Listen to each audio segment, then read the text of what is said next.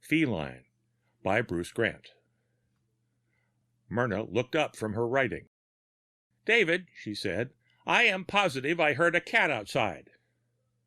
The man only growled, settled himself deeper into his comfortable chair, and continued to read.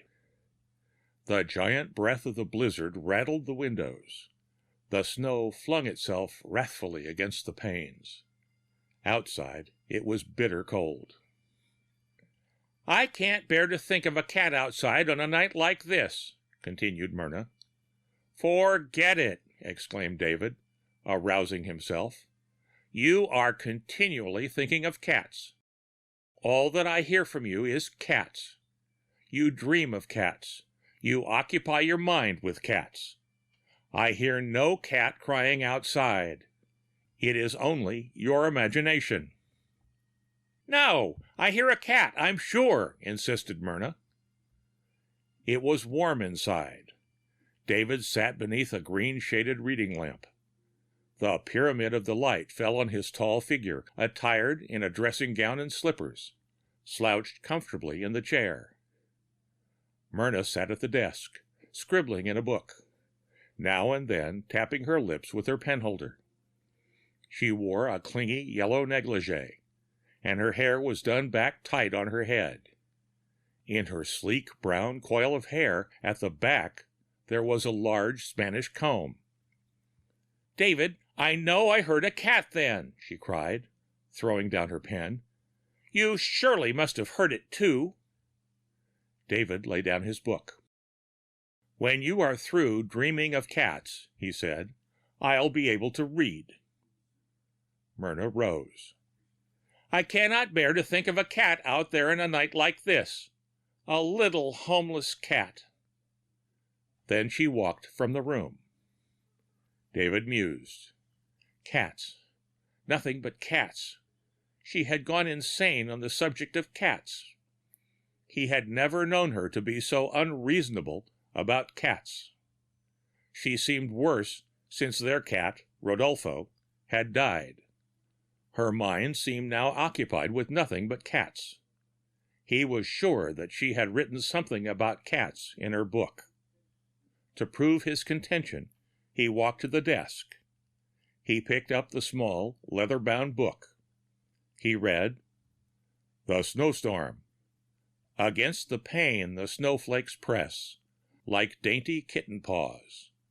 Outside the chill wind stings and cuts, like angry kitten claws." David laid the notebook down. There, he had been right. He strode back to his chair. Myrna returned to the room.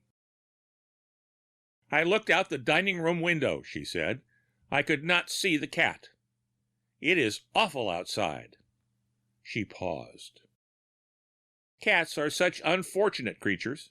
In fact, all animals are unfortunate. Animals domesticated by man. They never know when their masters are going to turn against them, or at least ignore them."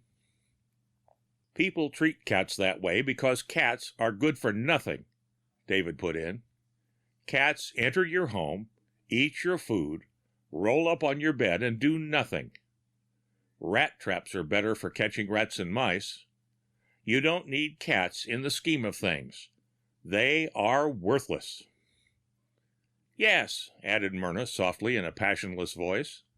"A woman comes into your home and eats your food and spends your money and curls up on your bed. A cook and a housekeeper would do better work than she." "There is no comparison," cried David. "A woman at least shows you some affection. A cat, never." "A woman shows affection when she knows it is wanted," Myrna said in a distant voice. There was an awkward silence. These arguments never came to anything. Why did they indulge in them? They always led to disagreeable subjects, or touched on the fatuity of marriage. No, such arguments never did any good. Far better if they both remained silent. David picked up his book. "Cats are very intelligent animals," Myrna continued half aloud. They know instantly when they are not wanted. If anyone in the household hates a cat, there is no need of that person speaking gruffly or striking the cat. The cat will know. Cats have powers of divination which are denied most humans. They are such sensitive creatures. They respond to the least touch, the least kind thought. They slink away at the least unkind word, at the least unkind thought. She hesitated, trifling with her pen. They know when they're not wanted. I should not be surprised if a cat would go out into the cold on a night like this, if it knew it was not wanted. Stop such darn foolishness, growled David. Myrna looked at him, raising her eyebrows quizzically. Please don't talk that way, she said. For an instant, there came over him a surge of hatred. Would she never leave him alone? Alone for a few minutes of peaceful reading.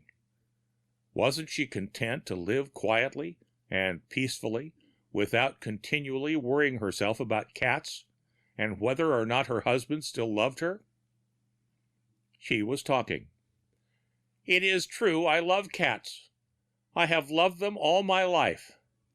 They are the most beautiful and graceful animals. But please forgive me if I hurt you by talking about them. They show me affection. They seem to know that I love them. But David was not listening. He was thinking. She was like a cat. Her movements were cat-like. Truly, she was every inch a cat. Come into your home, absorb your warmth, eat your food, taunt you, insist on being stroked and petted at every turn. Truly, a remarkable woman. As remarkable as those small animals she adored, David scowled. Events tumbled over themselves in his mind. She was susceptible to men. When one caressed her with his voice, she almost purred with pleasure. She loved those who flattered her. He had flattered her most and had won her. She now still expected all the flattery and little attentions which he had given her before. She could not settle down.